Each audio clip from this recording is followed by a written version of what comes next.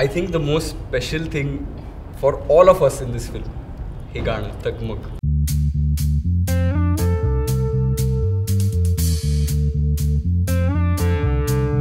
आणि जेव्हा आम्ही ऐकलं ते आम्ही उडलो होतो, कारण त्याचे लिरिक्स एकतर त्याचं टेम्पो, रॉनेस आणि तगमग हे ॲप्ट नाव आहे त्या गाण्याला, कारण ते ॲज यंगस्टर्स आपल्याला ते वाटत असतं.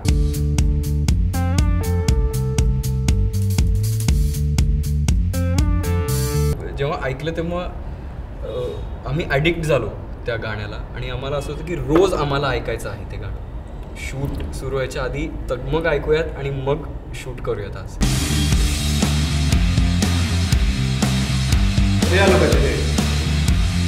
आणि त्या गाण्याचा प्रिमाइस पण म्हणजे असा आहे की आम्ही वाड्यावरनं आता बाहेर आलो आहे आणि आम्हाला तिथे जेव्हा आम्ही सगळे असताना ज्या गोष्टी आम्ही करू शकलो नाही ते सगळं आम्हाला करायचं आहे, असा तो प्रिमाइस आहे.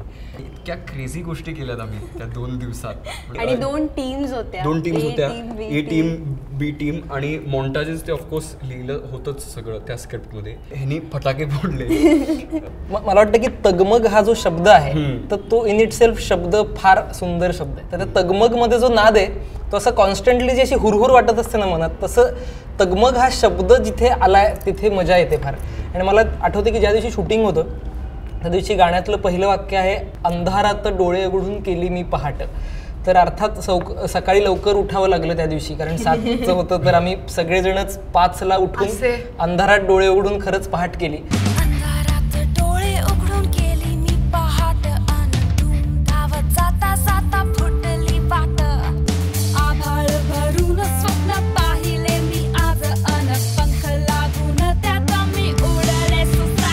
मला जे 4 सिक्वेन्सेस त्याच्यामध्ये होते, एक बॉक्सिंगचा, एक भुईनळे उडवायचा, एक घोडा जाळायचा आणि चौथा अर्थात सगळ्यांचा जो कॉमन होता तो पाणी उडवायचा. तर त्याच्यातले जे 4ही सिक्वेन्सेस होते ते मुळात त्यातली कल्पनाच फार चांगली होती. त्यामुळे मला एक असं वाटतं, मला एक कायम वाटतं एकतर की तो जो सगळी म्हणजे आतमध्ये अनेक ज्या साचून राहिलेल्या गोष्टी असतात ज्या प्रत्येकाच्याच असतात आणि त्याला दरवेळेस आपण वेंट आउट करतोच असं नाही, तर त्या सगळ्या दिवशी ते गादीला लाथांनी मारण्याचा जो सिक्वेन्स होता तो माझ्यासाठी I was waiting for it. कारण असं होतं की तर काहीतरी तुडवायचं आहे. आणि मला फार वाईट या गोष्टीचं वाटतं की इव्हेंच्युअली नंतरच्या शॉटला मला खरोखर इतका राग उत्पन्न झाला होता, तो स्वतःविषयी असेल, जगाविषयी असेल, तर ती गादी ज्या हुकला लावली होती ते हुक सकट ती गादी खाली पडली आणि मला असं काय वाटतं की ते व्हायला पाहिजे शूट, पण ते नाही झालं. सचिन विचार, तुला स्केटिंग येतं का? आणि मला स्केटिंग येतं. खटाव बंगल्यात हा जो ऐतिहासिक जिकडे खूप सिनेमे शूट झालेत असा महत्त्वाचा बंगला, त्याच्या हॉलमध्ये मी 4-1 तास फक्त स्केटिंग करत होते आणि लाईट दादा आणि स्पॉट दादा आणि अख्खा क्रू ते माझ्याशी खूप इरिटेट होते, कारण मी फ्रेम्समध्ये येत होते, मी लोकांना बाजूला वा म्हणत होते. आणि तो शॉट एक खूप मस्त आहे, म्हणजे माझा फेवरेट, कारण त्यात तुझा जो लुक आहे 2 वेळा आणि ते स्केट्स म्हणजे ते खूप कमाल आहे. ते अख्खं इम्प्रोवाइज्ड आहे. ते कॉस्ट्युम्स मी त्यात वेण्या घातल्यात, मी वेडी वाटू शकते पण पण तोच पॉइंट होता त्या गाण्याचा की ऑल आउट.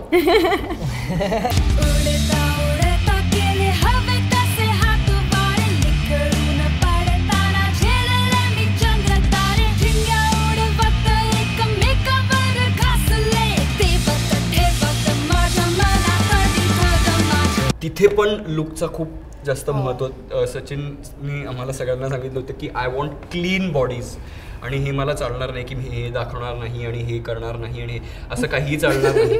आणि आम्ही ऑन होतो, म्हणजे आम्ही त्या दिवसासाठी आम्ही थांबलो होतो खरं तर, की आत्ता सिनियर्स वगैरे कोणी नाही, आता आम्ही फक्त, आणि आम्ही तगमग हे गाणं शूट करणार.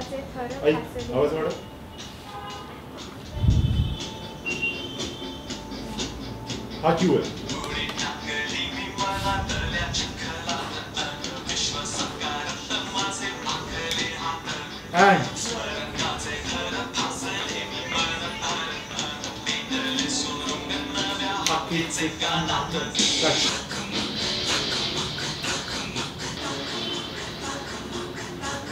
बेस्ट पार्ट आठवते आपल्या, तो एक चौघांचा वाड्यावरती सो कॉल्ड रंगपंचमी अंघोळ नुसत्या स्वीट पाण्याची. एंड. आणि त्यात तू सगळ्यांना आम्हाला शिकवत होती काही डान्स स्टेप्स आणि आपण असे वेड्यासारखी काहीतरी नाचत होतो. म्हणजे ते नाही आलंय ऍक्च्युली गाण्यामध्ये, पण आमचं काहीही म्हणजे वेडेपणा चालला होता ते. आणि आम्हाला सचिननी हे गाणं जेव्हा पहिल्यांदा ऐकवलं तेव्हा त्यांनी आम्हाला सांगितलं की दिस इज इट, हे तुमचं ब्रीफ आहे खरं तर.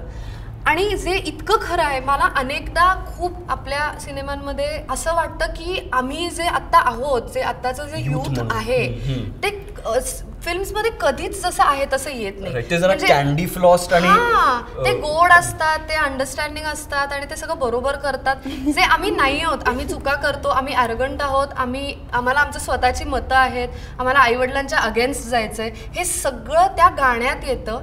आणि त्यामुळे मला वाटतं आपण जे म्युझिक ऐकतो तेही अनेकदा फिल्म्समध्ये तसं येत नाही आणि त्यामुळे आपल्याला त्याच्याशी रिलेट करता येत नाही.